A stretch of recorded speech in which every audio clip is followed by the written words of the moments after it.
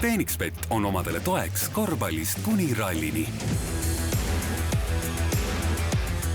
Phoenixbet, panustame omadesse.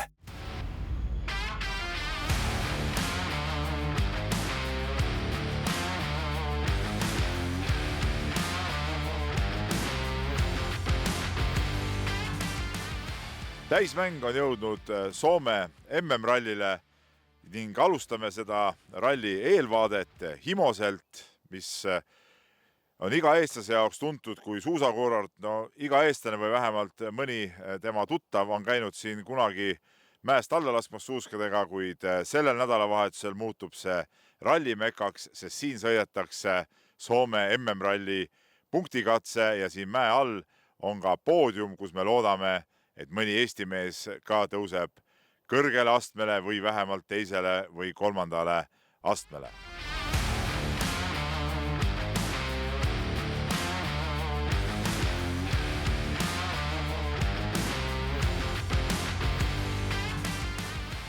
Himosel on Soome MM-rallit sõidetud ka varem, kuid viimastel aastatel pole seda kiiruskatset kavas olnud. Nüüd siis pärast pausi taaskord sõidetakse ja jagatakse siis välja viimasel päeval punktid. Sõitsime selle kiiruskatsega läbi. Tegemist on kiirete teedega, nagu ikka Soome rallil. Vahelduvad, on laia lõike, on kitsaid teid, tehnilisemaid, on lahtist kruusa peal, on jälgi, kus on tavaautodega sõidetud juba kruus pealt ära. Loomulikult ralliautodele see ei ole päris õige sõidujoon, aga natuke abiks nendel ikkagi on, kes esimest korda seda ka läbivad. Mullu sõideti samasugune punktikatse legendaarsel Ouninpohja kiiruskatsel, aga seekord Ouninpohjad üldse kavas ei ole ja võibki öelda, et kaks võib-olla kõige legendaarsemat Soome MM-ralli kiiruskatset, Ouninpohja ja Urja, mõlemad on siis seekord ralliprogrammist väljas. Urja katset sõideti siin pisut rohkem kui 6 aega tagasi toimunud Soome meistrivõistluste etapil, kui legendaarset hüpet sõideti tagurpidi, hüpati alt üles. Ouninpohjal toona ei käidud, aga seekord siis MM-rallil ka Ouninpohjad kavas ei ole. Nii et vaatamegi nüüd edasi, kuidas siit mäest alla tee kulgeb ja mis seal all meid ees ootab.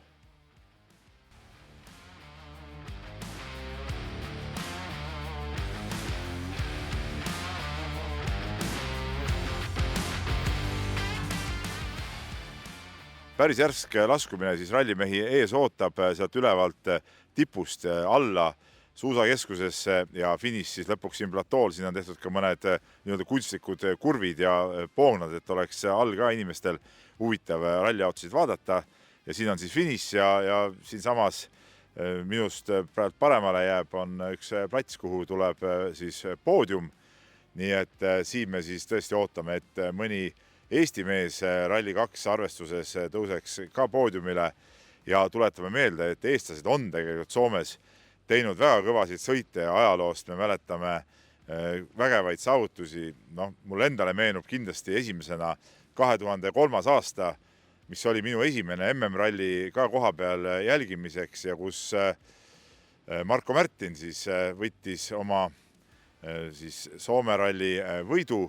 Oli kõva duell Markus Grönholmiga, aga toona siis M-spordis sõitnud, Fordiga sõitnud Märtin võitis. Oli see nii kõva saavutus, et peaminister Juhan Parts, toonane peaminister, sõitis helikopteriga siis ralli lõpuks siia kohale ja õnnitles Märtinit selle võidu puhul.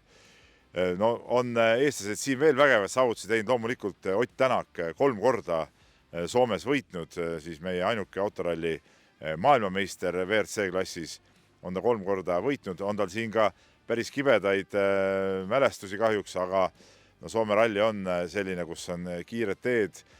Kui läheb kõik hästi, on suurepärane sõita, aga siin on ka väga lihtne eksida. Aga sellel rallil siis loomulikult meie fookus taas WRC 2 arvestuses ja me teame, et Robert Virves Jako Viilo on tänavu võitnud 3 punktirallit, mis need on siis WRC 2 arvestuses kirjas olnud, 3-3 ja siia tulevad nad nüüd 4. punktirallit tegema ja oleks see vast vägitükk, kui siin suudetakse soomlaste ees võit napsata. 1,5 nädalat tagasi Rally Estonial võit tuli, mullu samamoodi pärast Rally Estonia võitu tulid nad siia Soome, siis olid nad siin kolmandad, nii et igal juhul ootame, et nad on kõrges mängus ja ka teised eestlased, siin on stardis neid veel. Jaspar Vaher, loomulikult Toyota tiimi, järelkasvutiimi sõitja, kes on võitnud siinsamas Jyvaskylas juunis toimunud Soome meistrivõistluse etapi, kus edestas ka Esa-Pekka Lappit ennast, on ka üks mees, kes võib siia kõrgesse seltskonda, kõrgesse mängu sekkuda. Lisaks Patrik Enok, Joosep Ralf Nõgene ja Romet Jürgenson, nii et Eesti mehi on siin sõitmas omajagu, nii et on kellele kaasa elada ja loomulikult siis loodame, et pühapäeval just siin Himosel poodiumil on Eesti mehi näha. No nüüd olete kõik siis näinud, kuidas mäest alla tulla ja selle nägemise peale küsime Robert Virvese käest, et kuidas lõpulaskumine tundub Himosel, et nagu kiirlaskuja tuleb mäest alla vuhiseda või? Nojah, võib-olla kelguga oleks mugav sellega, aga ei, tuleb autoga ära mahtuda seekord.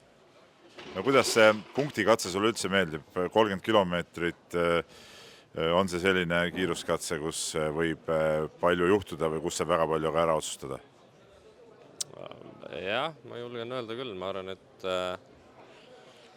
ütleme, kui võrrelda nüüd viimastel aastatel sõidetud Ooninpohjaga, siis mina ütleks, et see on oluliselt tehnilisem ja keerulisem, et 30 kilti päris sükest korralikku leiutamist, et ma arvan, et üks kõige soomelikum katse, mida ma näinud olen, et kindlasti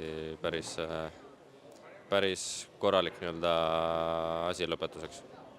No me oma videos ütlesime ära, et loodame, et pärast mäest laskumist mõni eestlane ronib poodiumi peale ka, oled see siis sina? No, ma tahaks väga loota, jah.